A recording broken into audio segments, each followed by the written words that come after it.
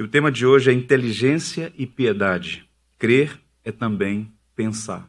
Eu queria te encorajar a refletir comigo sobre essas gloriosas verdades, as implicações da Reforma Protestante, o legado do qual nós todos somos herdeiros, quer saibamos, quer não. Temos esse legado com suas raízes no século XVI, não apenas ali, mas certamente a partir dali também.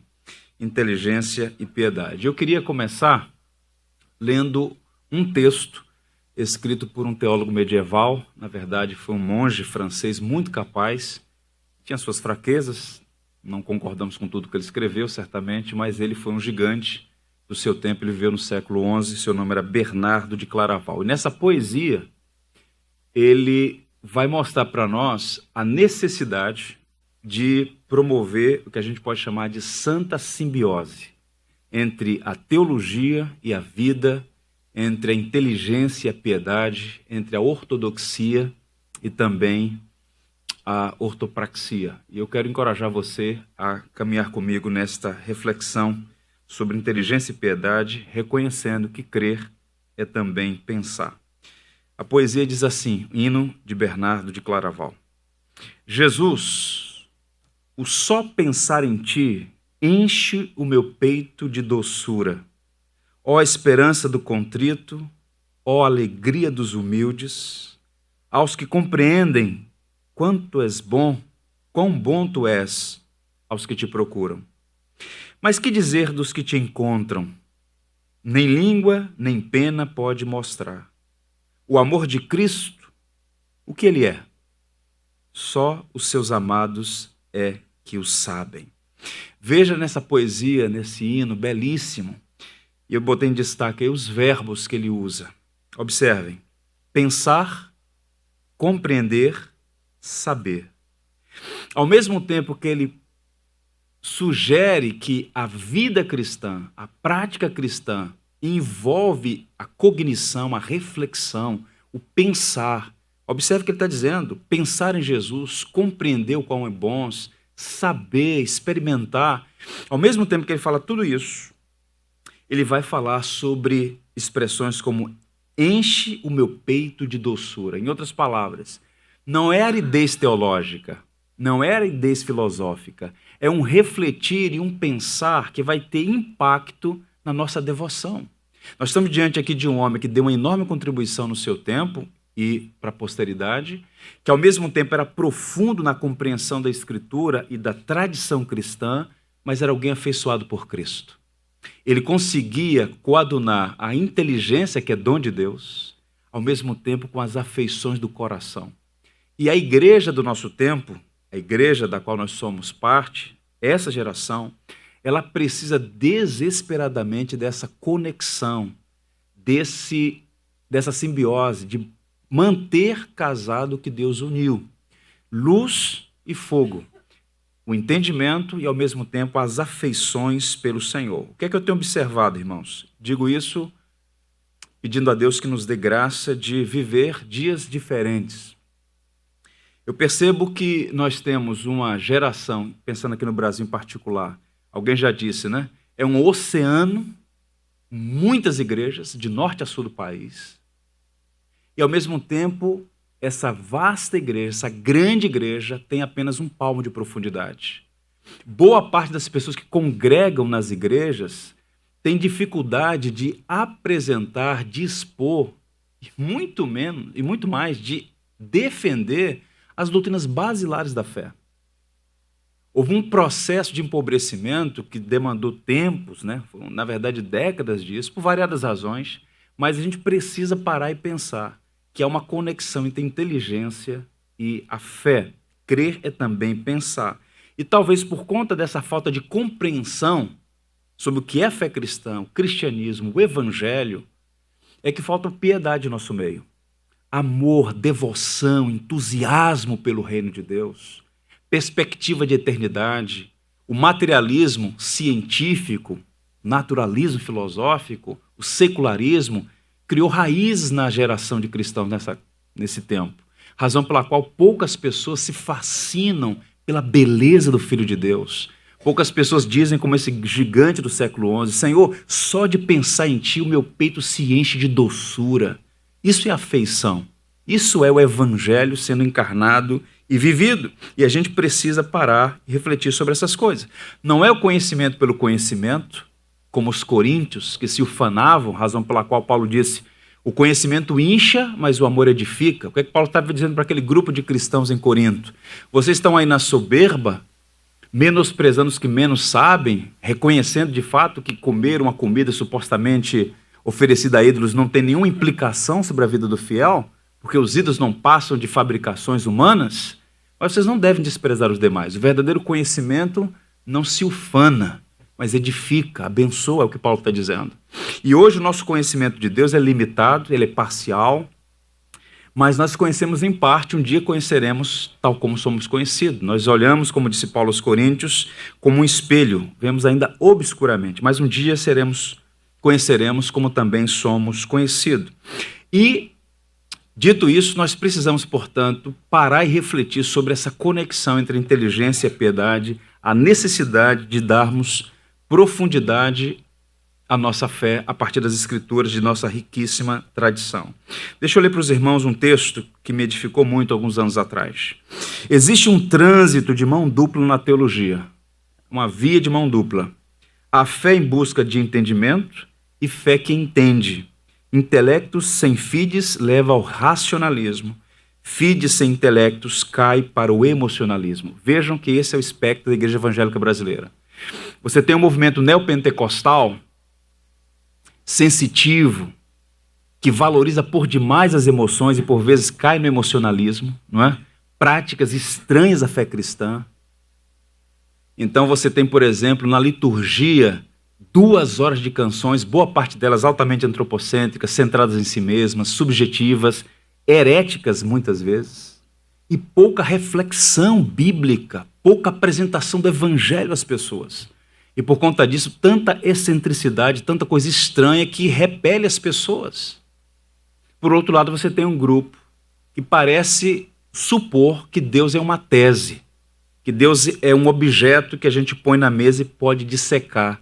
Deus é uma pessoa, através da qual nos relacionamos por meio de Jesus Cristo, com a qual nos relacionamos por meio de seu Filho Jesus Cristo. Portanto, nós precisamos dessa via de mão dupla, uma fé que entende, um entendimento que crê, como a gente vai apresentar. Essa visão embaçada tem gerado muitos erros na vida da igreja e há uma espécie de histórico disso aí. Há muitas razões. Eu queria apresentar apenas 2 delas para a gente poder caminhar na nossa reflexão. Primeiro, nós vamos chamar aqui de obstinado espírito anti-intelectual. O que significa isso? Espírito anti-intelectual discursa, ouçam, discursa em nome da simplicidade e apela à humildade para celebrar a ignorância. Todavia, a fé cristã não propõe suicídio intelectual. Nós vamos encontrar, às vezes, na história da igreja, alguns homens que, temendo o racionalismo, temendo a influência da filosofia grega, sobretudo nos 5 primeiros anos da história da igreja, querendo afastar-se, alguém já disse, o grande advogado do norte da África, Tertuliano, que tem Jerusalém com Atenas, né? Ou seja, nós não devemos nos submeter à filosofia grega e tal. Muitos homens foram nessa direção, mas observem. A fé cristã, repito, ela não propõe o suicídio intelectual. Você recebeu um dom, uma capacidade que vem de Deus, o Criador, de refletir sobre quem é Deus a partir das Escrituras Sagradas, que são para nós a revelação suprema de quem Deus é. E a igreja cristã, em toda a sua trajetória, basta observar que as principais universidades do mundo, as mais antigas, foram criadas na ambiência da igreja. Não é? A educação não nasceu no mundo greco-romano, chamada universidade, a ciência, mas dentro do ambiente da fé cristã. E há um versículo, repito aqui, esse versículo, que tem sido muito usado por algumas pessoas que abraçaram esse espírito anti-intelectual de resistência à reflexão, à teologia, ao pensamento cristão. E o verso é 1 Coríntios 8, a parte 1, quando diz assim: com respeito aos alimentos sacrificados aos ídolos, sabemos que todos temos conhecimento. O conhecimento traz orgulho, mas o amor edifica. Esse verso aqui não é um encorajamento, repito, à ignorância. Esse verso aqui é uma crítica do apóstolo Paulo a um grupo de pessoas em Corinto, que sabedor esse grupo, que os ídolos nada eram, nenhuma influência poderiam ter sobre aqueles que comiam as supostas comidas sacrificadas aos ídolos, estavam desprezando aqueles novos na fé, os neófitos. E Paulo disse, olha, esse conhecimento traz orgulho, vocês estão desprezando os demais, vocês estão usando o conhecimento como uma escada para subir e humilhar os outros, isso não é bom. Esse conhecimento traz orgulho, o verdadeiro amor edifica. Esse verso não pode ser usado como encorajamento à ignorância. Nossa fé, ela não é salto no escuro, ela é passos na luz da verdade. Pois bem, lendo um autor muito precioso, ele disse assim, o anti-intelectualismo é uma disposição em não levar em conta a importância da verdade e a vida na mente. Vivendo numa cultura sensual e numa democracia crescentemente emotiva, os evangélicos da última geração têm simultaneamente revigorado seus corpos e embotado suas mentes. Resultado? Muitos sofrem de uma forma moderna do que os antigos estoicos chamavam de hedonismo mental. Possui corpos saudáveis e mentes obesas. Que retrato do nosso tempo. É a geração fitness, todo mundo na academia, todo mundo praticando esporte, isso é bom e é necessário. Agora observe um retrato 3x4 do nosso tempo.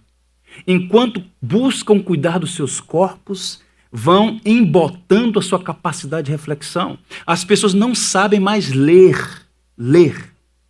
O analfabetismo funcional é uma triste realidade do nosso país. As pessoas saem das universidades incapazes de ler um texto e interpretá-lo corretamente. Abandonamos os clássicos e isso, de alguma maneira, tem reflexo na vida da igreja, porque a fé cristã ela é proposicional, está baseada em pilares, em verdades. E à medida que a gente vai assimilando a cultura do nosso tempo, vai ficando cada vez mais difícil, por exemplo, fazer uma exposição bíblica que demanda reflexão.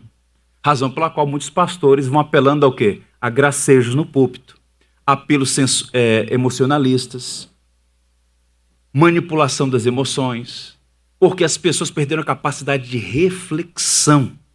Corpos sarados e mentes obesas. A tecnologia está produzindo isso, a televisão já fez isso por décadas, e nós precisamos parar e refletir sobre os pilares da nossa fé. Portanto, esse espírito anti-intelectual do nosso tempo, que também perturba a vida da igreja, é um problema sério, é um problema cultural, não apenas no Brasil, mas sobretudo no nosso tempo aqui no Brasil. Bem, um outro elemento ainda, o subjetivismo religioso. E o que significa isso? Eu diria, o subjetivismo religioso se apoia na falsa ideia de que a fé é apenas uma coisa do coração, pressupondo que a verdade não tem importância desde que haja uma prática religiosa moralmente aceita. O que é importante? Importante é você sentir um calafrio no culto.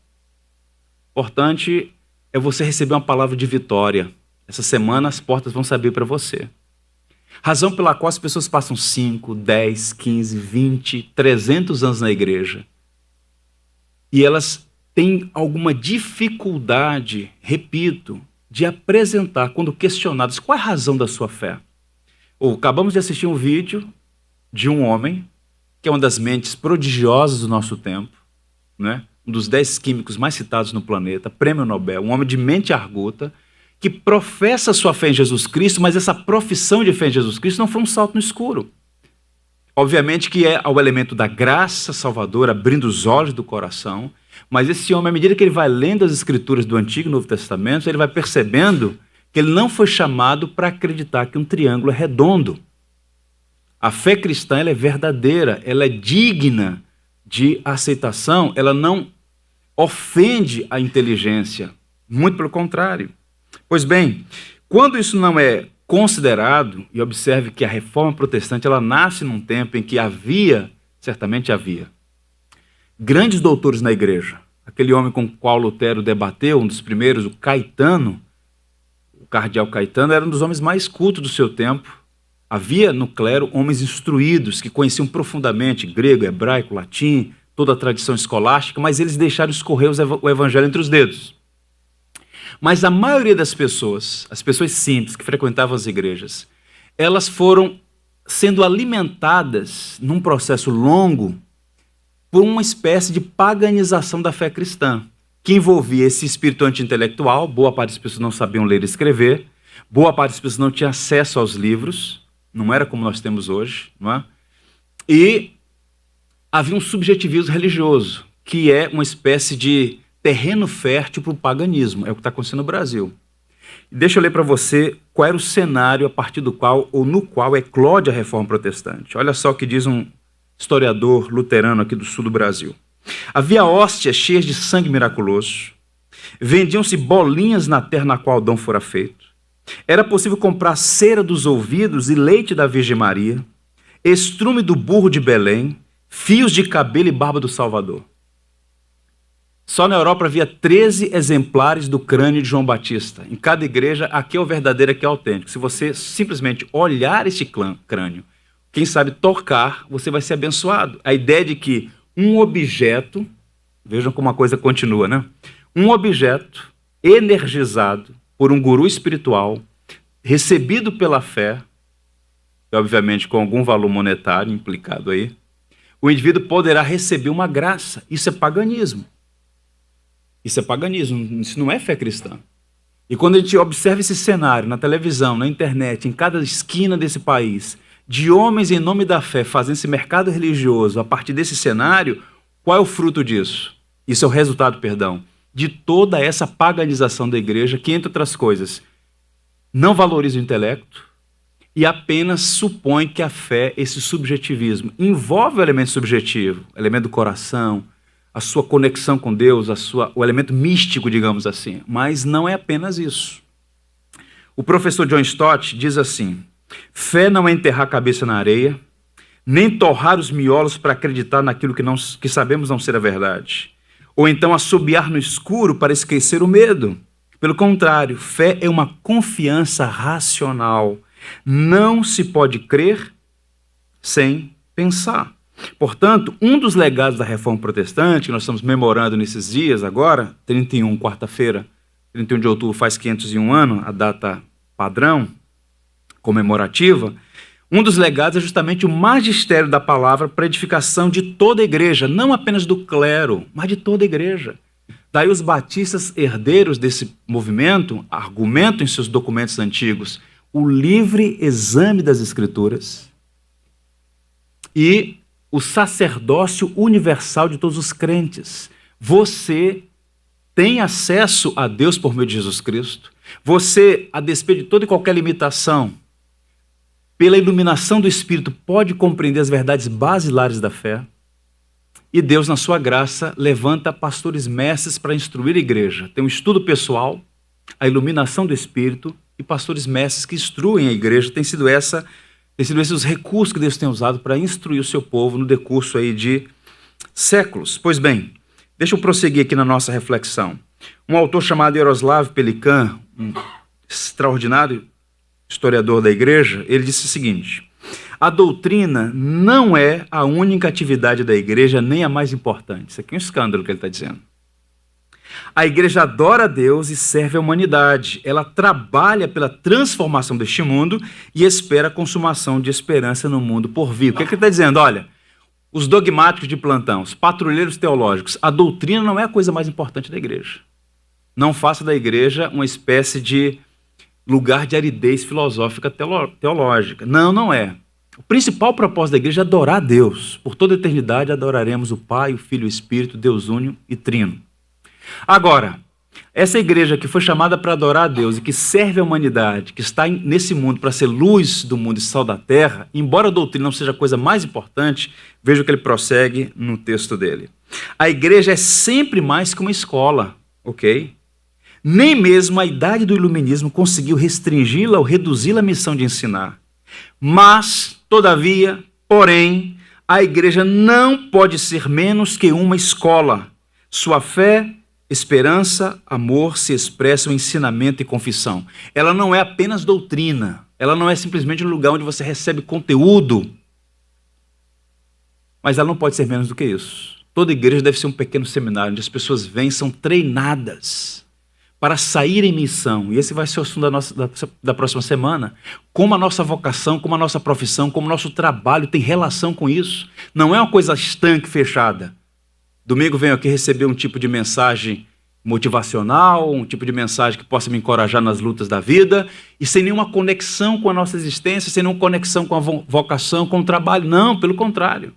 Aqui é um centro de treinamento para toda a igreja, e não apenas um grupo, toda a igreja em missão cumprir a sua vocação.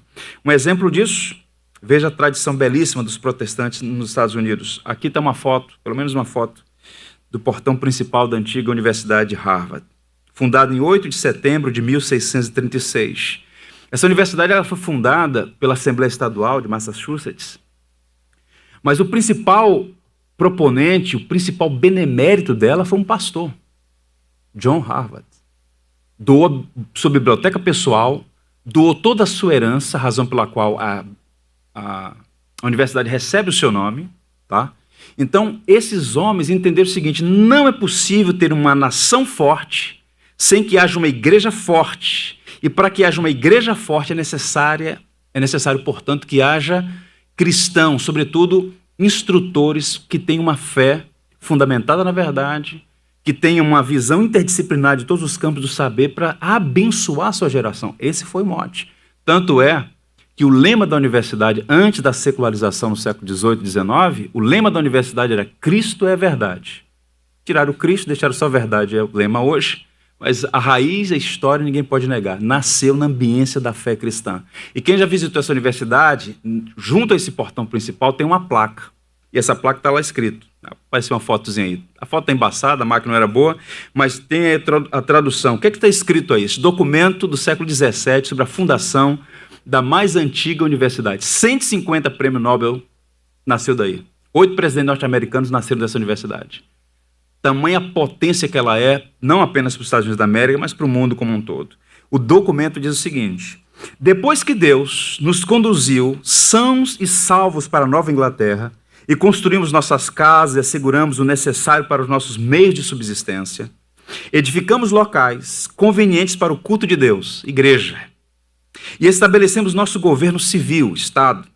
Depois disso, uma das coisas que mais ambicionávamos era incentivar o ensino e perpetuá-lo para a posteridade, temendo deixar um clero ignorante para as igrejas quando nossos atuais ministros repousarem no pó. Olha a visão de mundo desses homens. Essa geração que está chegando agora é a geração que está fugindo da perseguição na Inglaterra. Estão se estabelecendo ali, aquelas 13 colônias na costa leste. Bem, e qual a visão dele? Vamos formar um colégio, uma universidade, que forme pessoas que tenham condições de dirigir a igreja e os negócios de Estado. E aí não é por outra razão que nós temos os Estados Unidos da América como uma das grandes potências do mundo, se não a maior potência do mundo em várias áreas, inclusive no campo da educação, e a Universidade de Harvard é um exemplo disso. Pergunta: para que serve a teologia? Você já se fez essa pergunta?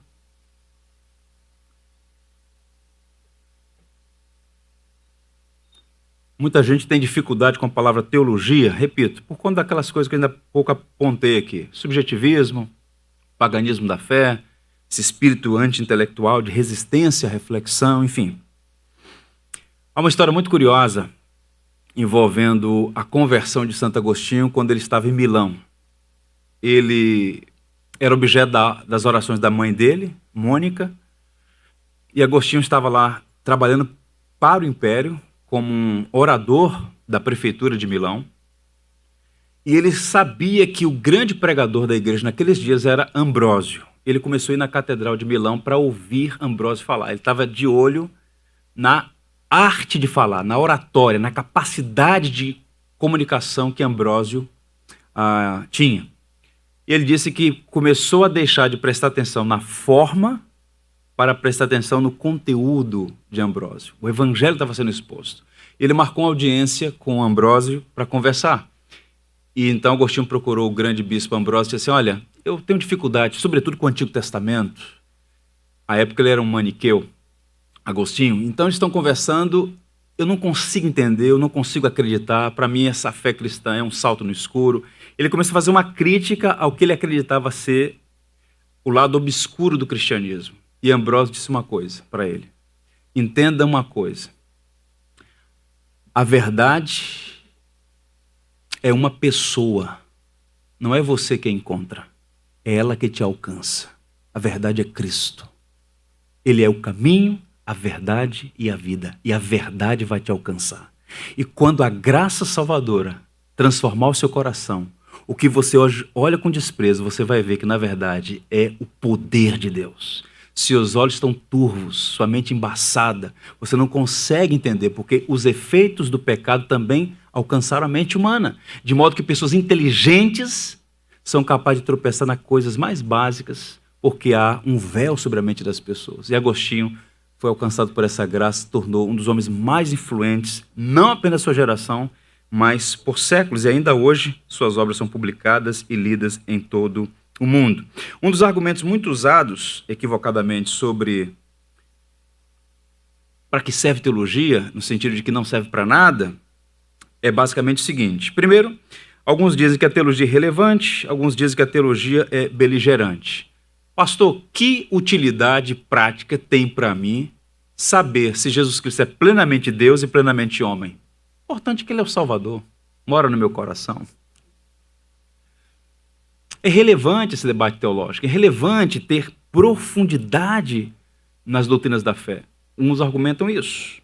Pois bem, outros dizem, olha, teologia é complicada porque é beligerante, vai arrumar confusão, cada um pensa de uma maneira. Até citam aquela parábola do hinduísmo, né, do elefante visto por cegos, cada um enxerga de um lado, de uma perspectiva, que é o relativismo moral e intelectual da academia hoje. Bem, mas a teologia, meus irmãos, ela não é relevante e ela pode até ser custosa, porque Jesus Cristo disse que, assim como perseguirão nós também, quando você apresenta a verdade. A verdade, ela atrai inimigos. Bem, mas ela é relevante e ela tem uma palavra para o nosso tempo. Eu queria, nesse curto espaço de tempo que ainda tem, mostrar para vocês por que a teologia é importante, por que esses reformadores todos, repito, apesar de todas as nodas que tinham, são para nós um exemplo e deixaram esse legado, nós podemos absorver esses princípios. Primeiro, a teologia serve à missão.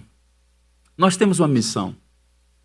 A missão da igreja, que na verdade é a missão de Deus e nós somos apenas cooperadores, ela pode ser descrita como a atividade de proclamar o evangelho para que mais pessoas sejam alcançadas por essa graça salvadora.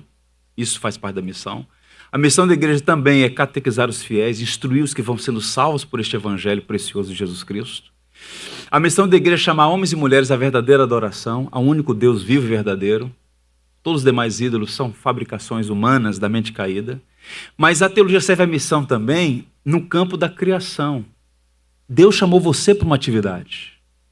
Pregar o evangelho a partir desse púlpito, de qualquer outro lugar, é tão sagrado como, por exemplo, obturar um dente. Como defender o direito de alguém no tribunal. Como fazer contas ajustadas por um contador. Nós temos que olhar as profissões todas como sagradas e legítimas, cumprindo o propósito do Deus da providência. O problema todo é que quando nós não temos entendimento da teologia corretamente à luz da Bíblia, nós achamos que não serve. É apenas uma coisa para quem tem um apreço como se fosse um hobby, ou para quem tem uma agenda livre para se deter e gastar tempo com certo tipo de literatura. Mas a teologia serve sim à missão. Os grandes missionários do século XIX, o século XIX foi o grande século das missões cristãs, sobretudo feito pelos europeus, ingleses, escoceses, basicamente. Aqueles missionários que saíram da Europa eram homens de profundo conhecimento em vários campos do saber. Um exemplo deles, o David Livingstone. Ele era um missionário, mas era um geógrafo. O homem mapeou a costa leste da África. O maior lago da África foi descoberto por ele e foi batizado em nome e homenagem à rainha da Inglaterra, o Lago Vitória. O único missionário sepultado ao lado de reis e rainhas na abadia de Westminster, David Livingstone, um pastor. A teologia servindo à missão. E aqui alguém disse com muita propriedade, a teologia, os teólogos e os seminários teológicos devem, portanto, ser missionários. A igreja não tem hoje diante de si uma tarefa missionária mais importante que a tarefa teológica. O entendimento das pessoas deve ser iluminado e seus corações incendiados. É lógica em fogo, é quando a teologia aquece o coração.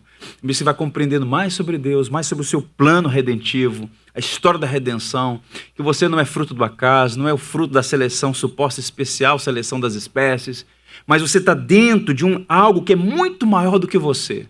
E dentro deste vasto universo, esse planeta, que é um cisco no universo. E dentro desse planeta, nesse contingente expressivo de pessoas, você, o Deus eterno, autoexistente, autossuficiente, pensou em nós todos. Observe que a coisa é muito maior. Isso aquece o coração. A gente passa a louvar na ponta dos pés, junto com as miríades de anjos nos céus. Bem, a teologia serve apologética. Se os pais soubessem a importância de uma cosmovisão cristã, não seriam tão insensatos como uma boa parte deles, que fazem tanto sacrifício para colocar seus filhos nas universidades, para lá serem cooptados por ideologias, filosofias, visões de mundos diametralmente opostas à fé cristã. Por quê? Na igreja elas ouvem que Jesus as ama, que Jesus tem um plano na vida delas, mas não recebem subsídio intelectual. Não é apresentado a essas crianças, jovens e adolescentes o fato de que a nossa fé não nasceu numa esquina ontem através de um guru espiritual. Há uma tradição, há uma história, há um rico serviço prestado à humanidade. Serve apologética. Professores não são neutros. Eles estão passando não apenas química, física, matemática, biologia, eles estão passando a visão de mundo. E se a igreja não der subsídio a essa geração, o que vai acontecer? O que tem acontecido. Segunda a sexta, darwinista. Domingo, vem cantar um hino ao Deus Criador. Esquizofrenia, loucura. Nós temos que apresentar isso, razão pela qual essa conferência não é fazer por fazer, é para mostrar às pessoas que nós cristãos, no Estado de Direito Democrático, temos o direito constitucional de professar nossa fé e que essa fé não é um atentado à inteligência, essa fé está ancorada na verdade. O Francis Schaeffer, o grande missionário no pós-guerra, na Europa, ele disse o seguinte, na abertura de uma semana na Universidade de Sorbonne, na França. O cristianismo não é uma série de verdades no plural, mas é a verdade escrita com V maiúsculo. É a verdade sobre a realidade total e não apenas sobre assuntos religiosos. Portanto, querem estigmatizar o cristianismo, querem colocar a nossa fé no cativeiro cultural, guarde a sua fé no seu coração, leve para dentro da sua casa, leve para dentro da sua igreja, mas não traga para o debate público. É o que está acontecendo hoje. Como se a nossa fé fosse um salto no escuro, coisa de gente ignorante, quando na verdade tudo isso aí é uma indústria muito bem articulada, muito bem planejada para colocar a igreja, em particular o seu povo, no cativeiro. Bem, um outro ponto ainda, a teologia serve à ética. Essa cultura do jeitinho brasileiro, que é um sinal de decadência moral, por vezes está presente entre os cristãos. Esse que é o escândalo. Gente de igreja, frequentador de igreja, conhecedor de texto bíblico, familiarizado com hinos cristãos, que tem uma conduta ética reprovável, que tem uma moral flácida. Por quê? Não tem uma visão teológica adequada. Pega, por exemplo, a carta de Paulo aos Efésios, 6 capítulos. Quando Paulo escreveu aquele texto, não escreveu em capítulos e versículos, isso é uma obra posterior. Mas Paulo escreveu, e todo o material do Novo Testamento, você tem, da Bíblia, você tem a linha melódica. Você tem um fio condutor, você tem lá um tema central, tem os desdobramentos. E os 3 primeiros capítulos, você não tem um mandamento naqueles 3 primeiros capítulos. Você não tem uma ordem, você não tem um mandamento, você não tem um imperativo moral ético. Você só tem doutrina. Os verbos são todos no indicativo. Passa para o capítulo 4, 5 e 6, você tem lá vários mandamentos éticos e morais. O que é que Paulo está fazendo aqui como um grande pedagogo, um grande teólogo, instrutor e pastor? Primeiro ele diz, você era morto, estava morto em seus delitos e pecados, incapaz de salvar a si mesmo. Deus te deu vida, pela graça você foi salvo. Não vem de você, é dom de Deus, esta fé salvadora. Agora, já que você está no Evangelho, já que você foi salvo por essa graça, não furte mais, não minta mais. Mantenha a pureza sexual. Ele está escrevendo para uma geração, para uma cultura egressa do paganismo, onde havia belezas morais. O que é que Paulo está dizendo? A nossa identidade vai promover em nós um senso ético profundo. Em outras palavras, quando mais aprofundamos a nossa teologia, mais piedosos vivemos. Esse é o padrão. A teologia serve à ética. Quer ver um exemplo? Tito 2:1. Não furtem, Pelo contrário, dei prova de toda a fidelidade, a fim de ornarem a doutrina de Deus, nosso Salvador. O que ele está dizendo aqui? Quando um cristão, entendendo quem ele é em Jesus Cristo, vive uma vida diferente, o que acontece? Ele vai ornamentar a doutrina de Deus. As pessoas vão olhar e dizer assim, tem uma coisa diferente com esse camarada. Todo mundo recebe propina, por que ele não? Porque ele está ornando a doutrina de Deus, ele está honrando o Evangelho. Então observe, ele sabe quem é, por que é, para que é, propósito. Portanto, ele vai buscar honrar ao Senhor. A doutrina da santificação, que alguns pensam que é abrir as mãos, fechar os olhos com bastante força e receber alguma coisa do céu, é uma doutrina que tem relação com a verdade. Santifica-os na verdade, a tua palavra é verdade. É a Escritura, é a verdade que vai burilando o nosso caráter, que vai dissipando as trevas do nosso coração. Por isso a teologia também serve à ética. Avançando, a teologia serve à piedade. E eu quero deixar este último ponto para fazer apenas uns cortes aplicativos. Por que serve à piedade? A teologia que não produz lágrimas nos olhos não é uma teologia saudável. Já leu os Salmos? Medita nos Salmos, o maior manual de oração da igreja. Você pega, por exemplo, Salmo 8. Davi chega e diz assim, Senhor meu Deus, quão maravilhoso é o teu nome em toda a terra. Quando eu contemplo os céus, a lua e as estrelas, obras das tuas mãos, eu fico pensando, que é o homem para que dele te lembres? Que é o filho do homem para que o visites? E ele conclui, ó Senhor, Senhor nosso, quão formoso, quão glorioso é o teu nome em toda a terra. Em outras palavras, à medida que ele pensa em quem Deus é, na grandeza deste vasto universo, ele não tinha acesso aos dados científicos que nós temos hoje. Há tantas estrelas no universo quanto há grãos de areia nas praias. Que conhecimento extraordinário. Davi, então, pensando nessas coisas todas, refletindo sobre tudo isso, seu coração é aquecido, Senhor, nós não somos nada. Ó Deus, ele começa então a ter o seu coração aquecido pela verdade do Evangelho. Os mais belos hinos da história da igreja foram escritos por teólogos, que com a mente iluminada tiveram o coração aquecido e produziram coisas que glorificaram a Deus. Teologia gerando doxologia. Alguém disse assim, a teologia que não promove encontro com Deus vivo e que seja um encontro com Pai, Filho e Espírito Santo na unidade que lhes pertence no mistério da Trindade e na particularidade de relacionamento que cada pessoa mantém conosco na economia da salvação, não é teologia cristã.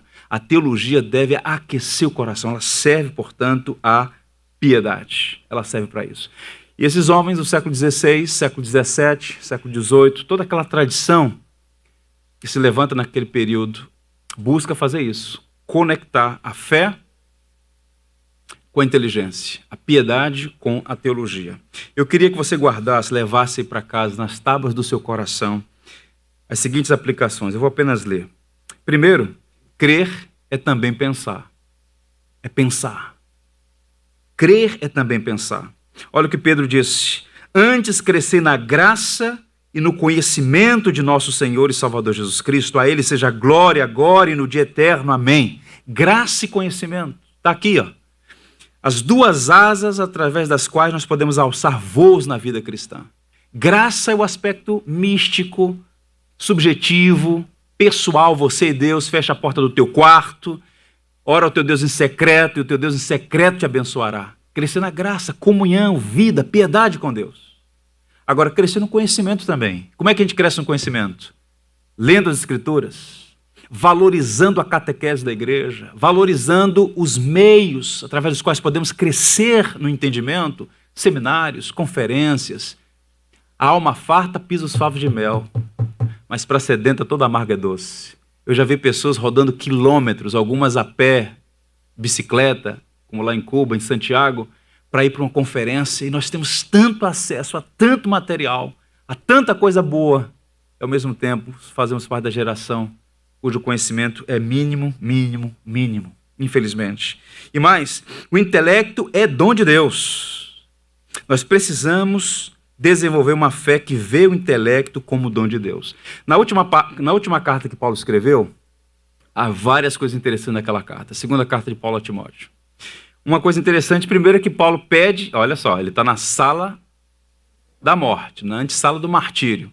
Ele pede que se alguém fosse a Roma, levasse para ele a capa, possivelmente ele estava com frio, ele foi preso em Troade, ele está em Roma, e ele pede que tragam os livros, especialmente os pergaminhos. Paulo estava a um passo de ser decapitado por ordem do império, mas estava lendo, estudando, Paulo o apóstolo, que via isso como um privilégio.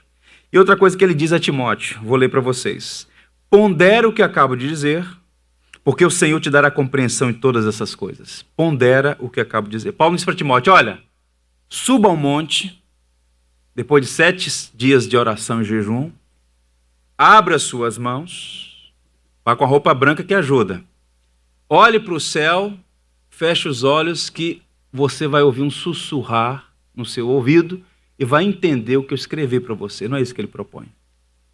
Não é isso. Paulo diz para Timóteo: pondera o que eu te disse, e o Senhor vai te dar compreensão. Eu fui estudar esses versos em outras versões, e elas capturam a ideia do texto grego. Pondera o que eu acabo de dizer, versão Ara. Medita no que eu estou dizendo, Almeida século 21. E a King James sugere: pensa sobre o que eu estou afirmando. Em outras palavras, Paulo valoriza o pensar, a mente, a inteligência, a cognição. E a King James é clara quando ela diz assim: pondere o que eu acabo de dizer, porque o Senhor te dará compreensão em todas as coisas. Ou seja, a fé é um dom de Deus, o intelecto também é um dom de Deus. Caminhando. Terceira aplicação: a piedade nasce do conhecimento de Deus. Nós precisamos de uma fé que ama a Deus com entendimento. Eu tenho dito sempre com os irmãos, esse é um exercício antigo. Nós precisamos pensar no que a gente está cantando. Esses hinos subjetivos de desce chuva, cai fogo, pega na asa do anjo, na asa do Espírito, essas canções subjetivas, elas são fruto de um período da igreja no Brasil altamente subjetiva, antropocêntrica. Nós precisamos parar para pensar no que a gente está cantando, porque amar a Deus, precisamos amá-lo com todo entendimento. Essa piedade nasce do conhecimento de Deus. Deixa eu mostrar para vocês o versículo que Jesus citou lá num debate com os religiosos do seu tempo.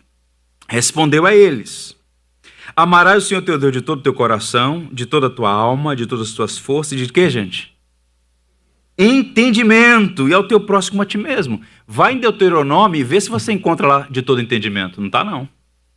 Não está, não. E sabe por que ele acrescentou? Porque ele tem poder para acrescentar, porque ele é criador e legislador. E segundo, porque ele viu uma geração inteira que dizia amar a Deus, mas fazia as coisas sem entendimento. Ele dizia: vocês precisam amar a Deus com entendimento. Bom mestre, bom mestre. Ué, por que vocês estão me chamando de bom? Só há um que é bom, que é Deus. Em outras palavras, você está dizendo que eu sou bom? Você sabe qual é a implicação disso? Você está me chamando de Deus sem reconhecer que eu sou Deus. Jesus Cristo provocando a reflexão naquele jovem. Portanto, amar a Deus com entendimento. Esses mesmos versos, em outra versão, diz assim: ele replicou: amarás o Senhor teu Deus de todo o teu coração, de toda a tua alma, de todas as tuas forças e com toda a tua capacidade intelectual. É o que diz o verso, palavra de Jesus em Lucas 10, verso 27. Caminhando. Quarto princípio: a palavra é essencial para a saúde da igreja. E esse aqui é o último que eu quero expor e apresentar aos irmãos. A palavra é essencial para a saúde da igreja. Se a igreja não aprofundar seu entendimento na verdade do evangelho, se ela não valorizar o magistério da pregação, o magistério do ensino, o ministério da palavra, dificilmente ela terá consistência, vigor, saúde para enfrentar os dilemas de um mundo cada vez mais hostil à fé cristã. Porque essa bandeira da tolerância, ela é falaciosa. Tolera-se tudo, menos cristianismo, menos a fé em Jesus Cristo.